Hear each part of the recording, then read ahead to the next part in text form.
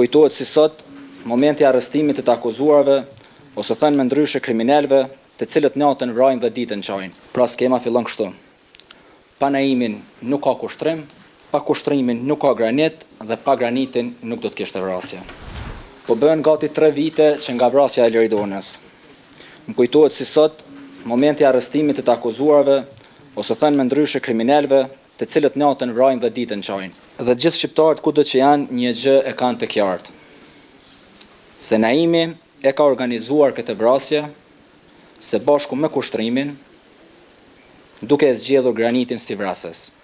Ne kemi parë edhe përputhshmërinë e deklaratave të tyre, të cilat lidhen ngushtë me njëra tjetrën. Pra skema fillon kështu. Pa Naimin nuk ka kushtrim, pa kushtrimin nuk ka granit dhe pa granitin nuk do të kishte vrasje.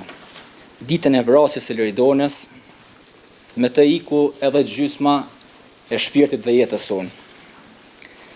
Na ka mbetur edhe një gjysmë jetë, të cilën e keni në duar ju të vendosni, sa duhet të jetojmë me frikë apo duhet të ndihem të sigurt në vendin tonë. Andaj, kërkojmë që dënimi të jetë me burgim të përjetshëm.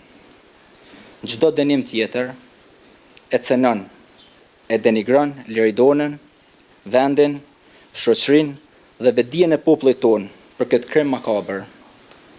Vetëm vuajtja e dënimit të tyre lehtëson sadopak dhimbjen e familjes sonë dhe krijon siguri për vendin tonë për atë se çfarë i pret vrasës të tillë.